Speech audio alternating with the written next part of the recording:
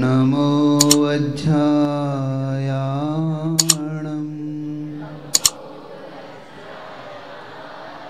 नमो लोये सवसाहुणं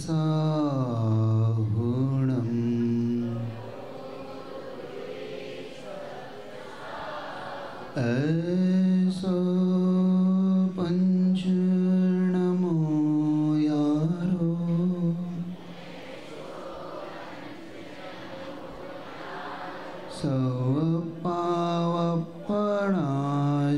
सवपावपणाशनो मंगलाणं च सवेसिं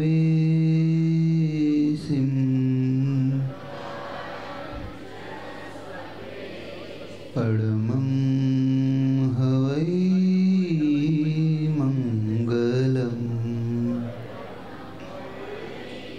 परमं हवै मंगलम् परमं हवै मंगलम्।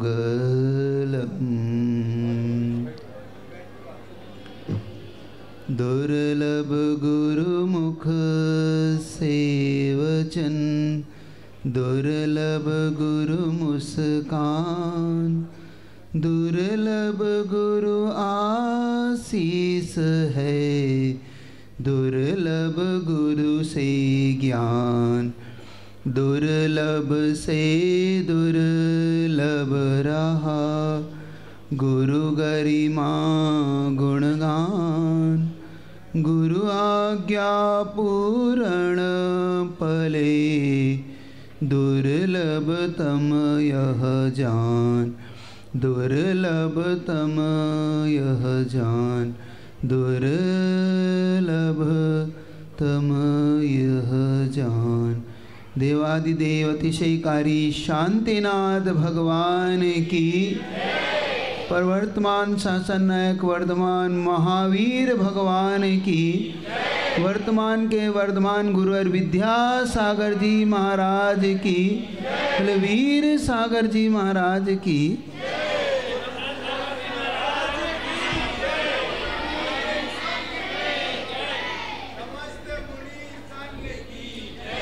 संसार में सबसे ज़्यादा कुछ दुर्लभ है तो गुरु आज्ञा का मिलना और गुरु आज्ञा का पालन हर व्यक्ति को करना होता है। यह वही क्षेत्र है जिस क्षेत्र से गुरु आज्ञा का पालन करने के लिए जाना पड़ा था, क्योंकि शिष्य गुरु को छोड़ना नहीं चाहता, लेकिन मजबूरी हो जाती है कि गुरु को भी गुरु आज्ञा से जाना पड़ता है। लेकिन थे उस समय माहौल अंदर से भी और बाहर से भी अलग प्रकार का हो रहा था। ओम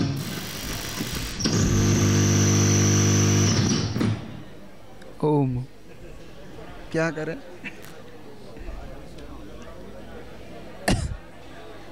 कुछ कहे? सुन रहे हो? तुम तो 4 महीने से सुन रहे हो। ऐसा लग रहा है कि अब यह स्टॉप किया जाए। आप लोग को भी जल्दी है क्या हो भैया? बोले मन करे।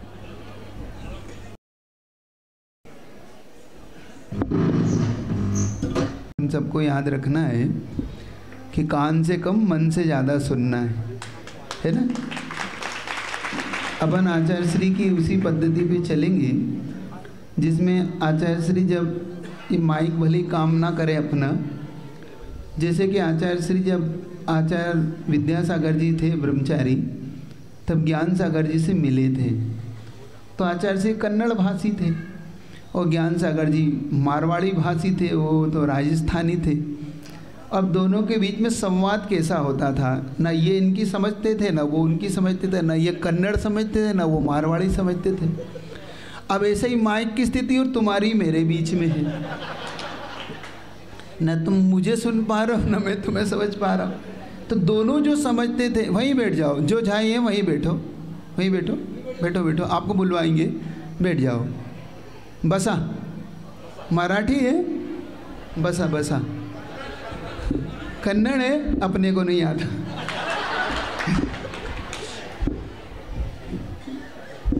इतनी तो समझते होगे।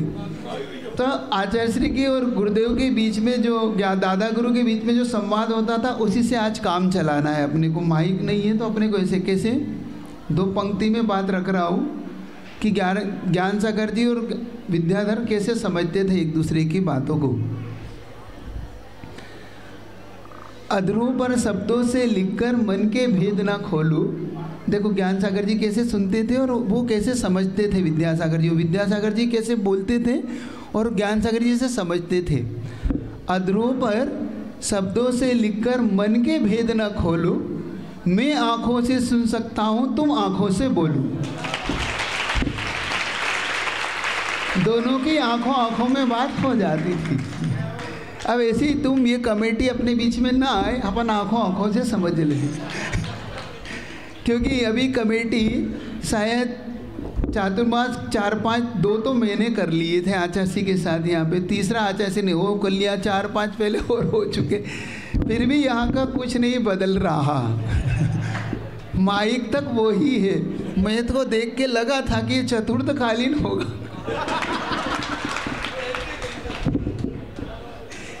उसकी स्थिति देख मैंने महाराज से कान में कहा, महाराज आज शांतिनाथ भगवान ने हमारा सब कुछ बदला, हमें यहाँ से भेजा, हम 3 से 8 कर दिया, ये माइक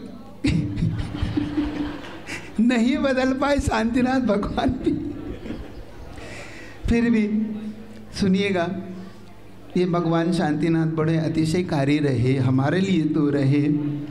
क्योंकि जब गुरुदेव हमें यहाँ से भेज रहे थे तो भेजते समय मन बड़ा खेद खिन्न हो रहा था, दुखी भी था, लेकिन आंखें भर भी नहीं रही थी। उस समय ऐसी स्थिति थी कि ना रो पा रहे थे ना हंस पा रहे थे, क्योंकि स्थिति बड़ी विकट हो रही थी, कभी संग से निकले नहीं थे और विचित्र दशा में हो गए थे। आचार्य जी ने अचानक दोपहर में बुलवाया महाराज को और हमें, और बुला के अचानक आचार्य जी ने अपना आदेश पारित किया।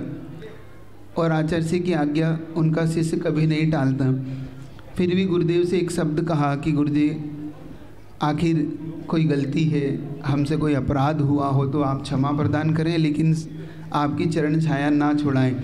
गुरुदेव ने कहा कि ऐसा क्यों सोचते हो, मैंने 11 साल तुम्हें इतने साल से दिया है, मुझे तो अपने गुरु का सानिध्य 5 साल ही मिला, तुम्हें तो कम से कम 10-11 साल 3-4 साल ब्रह्मचारी अवस्था मिला, 10 साल करीब तुम्हें मुनि अवस्था में मिला, तो इतने साल मैंने दिया, लेकिन मैं कहाँ कहाँ तक जाऊँगा। लोग कहते हैं, हम मुझे बुलाते हैं आप आओ, तो मैं कहाँ कहाँ तक जाऊँगा। कम से कम तुम लोग मेरा इतना सपोर्ट तो करो। मतलब ये आचार्य श्री की एक भावात्मक भावना ऐसी हो जाती है कि जिसको बोलते हैं ना ब्लैकमेल, मतलब भावात्मक उन्हें ऐसा कर दिया कि अब हम कुछ कह नहीं पा रहे थे। अब ये नहीं पता था कि आचार्य जी कहाँ कहाँ भेजेंगे, लग रहा था एमपी का चक्कर काटेंगे और क्या करेंगे, लेकिन ये नहीं पता था कि आचार्य जी एक लंबी सोच के साथ, क्योंकि आचार्य जी की दूरदृष्टि को कोई नहीं पहचान सकता। नहीं सोचा था कि आचार्य श्री हम लोग के बारे में क्या सोच रहे हैं, लेकिन उनसे एक बात कही थी कि आचार्य श्री कभी हम लोग निकले नहीं हैं, ना हम प्रवचन करना जानते हैं, ना क्लास लेना जानते हैं, बस आपसे जो कुछ सीख रखा है वो थोड़ा बहुत जानते हैं, कि तो वो भी नहीं जानते, अब क्या जानते हैं, वैसे बुद्धि काम नहीं कर रही। तो आचार्य श्री ने एक बहुत बड़ी बात कह के शांतिनाथ के चरणों से विदा किया था।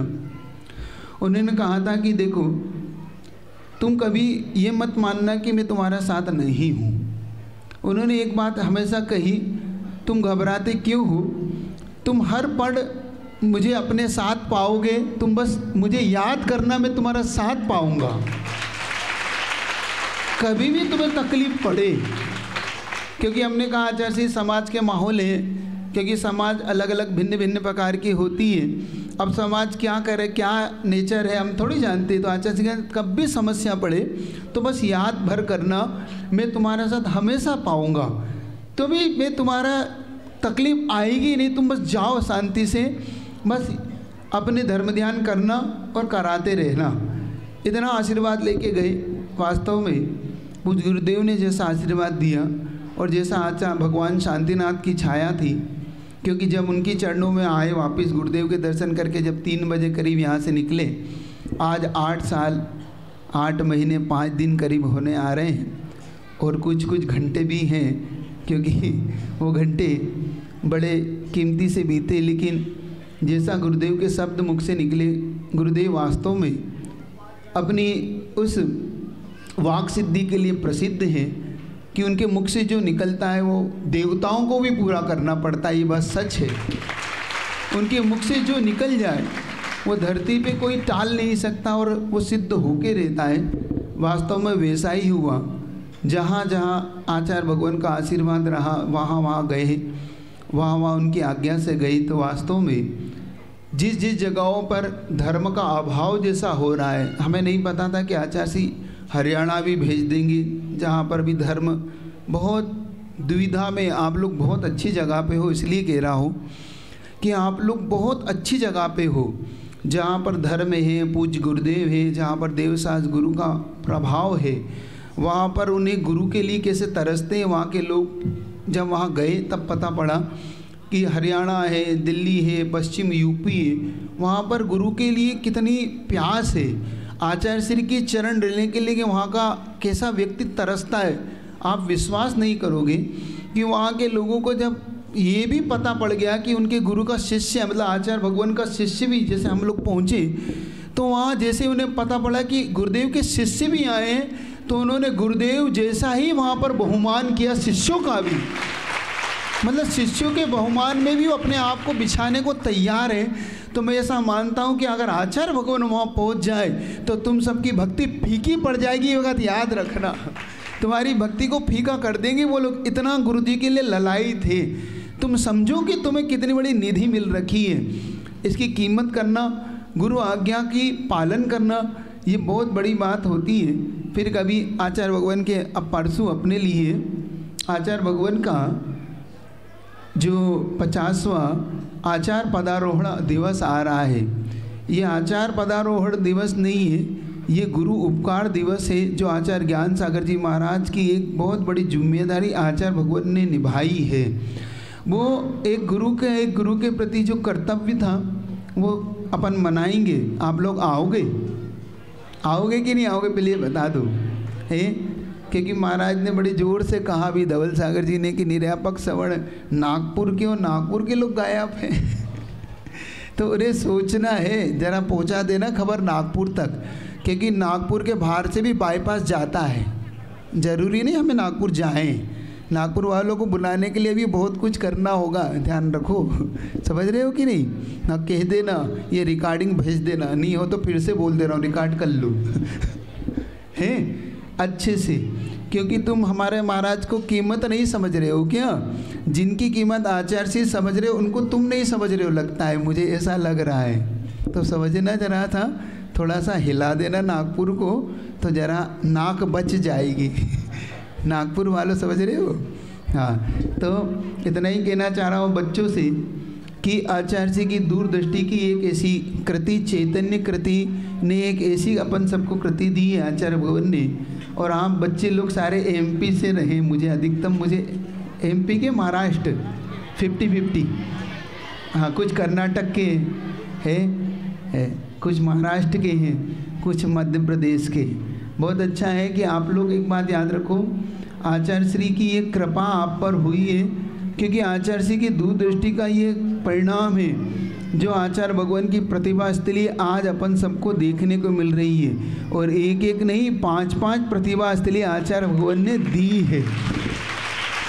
और आचार्य श्री जिस स्पीड से अभी महाराष्ट्र के अंदर बढ़ रहे हैं, ऐसा लगता है अभी महाराष्ट्र कर्नाटक भी छुएंगे, ऐसा लगता है गुरुजी कर्नाटक के लोगों को भी धन्य कर सकते हैं, ऐसा लग रहा है, क्योंकि आगे का पंचगणना का कुछ कुछ सुनने में आ रहा है। परमणि ऐसा आ रहा है ना, ये और उधर 100 किलोमीटर आगे, 125 किलोमीटर आगे जा रहा है, मतलब कर्नाटक बॉर्डर की ओर जा रहा है। अब देखो शांतिनाथ भगवान की कृपा से उनके दर्शन तो पुनः हो गए, और बड़े बाबा की कृपा से बड़े बाबा के चरणों में गुरुजी के दर्शन हो गए। अब इस महाराष्ट्र की धरती पे गुरुजी के दर्शन कहाँ होते हैं ये देखना अभी बाकी है। अभी शेष है कि गुरुदेव अपनी चुंबक से अब कहाँ खींचते हैं संघ को। इतनी सी भगवान शांतिनाथ से और कृपा की निवेदन करता हूँ कि भगवान आपने आपके चरणों की रज हम सबको पुनः एक बार दी है। अब पूज्य गुरुदेव की चरणों की रज बहुत शीघ्र मिल जाए, ऐसा कुछ आशीर्वाद पुनः आप प्रदान करें हम सबको, कि हम सबको गुरुजी की चरणों की रज मिले। और उससे पहले आप सबसे एक बात कहना चाहता हूँ, यहाँ पे लोग ऐसे शांतिनाथ भगवान का अतिशय जितना गाऊँ उतना कम है। आप इनके चरणों की रज, इनका गंदोदक जरूर बना लेना। ये गंदोदक बड़ा कीमती है, और ये भी आप विचार करना कि ऐसे गंदोदक के लिए, जिनके गंदोदक पाने के लिए सारा संसार तरसता है। आचार्य श्री के गंदोदक के लिए सारा संसार तरसता है कि नहीं तरसता? ऐसे गुरुजी के चरणों की रज पाने के लिए सारा संसार तरसता हो, लेकिन वो व्यक्ति भी ऐसे शांतिनाथ के गंदोदक के लिए तरसता हो, तो ये शांतिनाथ कितने अतिशयकारी होंगे। आप विचार करना, आप ये विचार करना कि जिनकी छत्र छाया में आचार्य भगवान का संग कितना बड़ा है।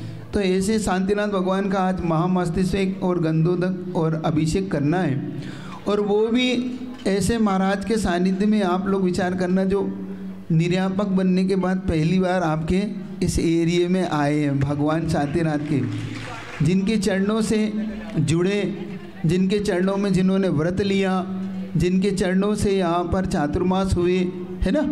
तो आप लोग विचार करना, उनके मुखाग्रविंद से हो सके तो शांतिधारा करना। क्योंकि ये संघ एक बात के लिए जरूर प्रसिद्ध हुआ गुरुजी के आशीर्वाद से, कि जहाँ जहाँ हम इस संघ की इस मुख से शांतिधारा हुई, चाहे वो पूरा दिल्ली हो, हरियाणा हो, जहाँ जहाँ शांतिधारा कराई, वहाँ के रिजल्ट पॉजिटिव आई। ये शांतिधारा का प्रभाव था। तो आप विचार करना कि जिन्होंने सारे संसार में शांतिधारा कराई हो, अब उनके मुख से आप आज शांतिनाथ भगवान की शांतिधारा करने का भाव रखना। तो पुरुषार्थ करना, जो 16 में है, जो बिना 16 में, वो भी भावना रख लेना। कर सकते हो कि नहीं? 16 है कि नहीं? तो भावना करना कि ऐसे मुख से शांतिधारा मिल सके। ज़्यादा अभी अवसर तो नहीं है, इतना ही कि कम से कम हे शांतिनाथ भगवान, आपका अतिशय हम पूरे संसार में देखा है। आज आपके चरणों से पुनः एक बार जुड़ने का अवसर मिला है। ये बच्चे लोग शांति से रहते तो हैं यहाँ पर, अच्छा तो लगता है, रोते तो नहीं, कोई रोता तो नहीं, याद तो नहीं आती। एक बात याद रखना, आपके माता पिता की याद करते हो, आचार्य श्री को सोचना, जो आपके पिता नहीं परम पिता के रूप में आपके पास है ना। आपको पिता नहीं मिले, कुछ गुरु जैसा पिता मिला है, गुरु तुल्य पिता मिला है। और आपको कोई चिंता नहीं करना चाहिए, क्योंकि मुझसे किसी ने पूछा था कि महाराज जी आपको कोई फिक्र नहीं होती, कभी आप इतनी दूर गए, कभी आपको कुछ लगता नहीं? मैंने क्या, मुझे इसलिए फिक्र नहीं होती कि जिनकी फिक्र आचार्य श्री पालते उसे किसी फिक्र क्यों करना है। तो अपन सबकी फिक्र कौन पाल रहे हैं? आचार्य भगवान पाल रहे हैं। और आचार्य जी की फिक्र कौन पाल रहा है? भगवान पाल रहा है। तो अपन सबकी फिक्र आचार्य जी की फिक्र भगवान पालता है, तो हमें फिर किसकी फिक्र पालना है? ना हमें कोई चिंता करना है, ना किसी प्रकार से रोना है, क्योंकि आचार्य श्री रोता चेहरा पसंद नहीं करते। आचार्य श्री आप सबका हंसता चेहरा पसंद करते हैं, एक बात याद रखना। तो हमेशा हंसना है, यहाँ पर शांति से रहना है। आचार्य श्री जैसी आज्ञा दे वैसा करना। करोगे कि नहीं? देखो हम आचार्य श्री की आज्ञा से पूरे दूर गए, रोए तो नहीं ना, तो फिर आप भी नहीं रोगे ना। अब कोई नहीं रोना, अच्छे से पढ़ना है और आचार्य जी जैसा कहे वैसा करना है। बोले अतिशयकारी शांतिनाथ भगवान की।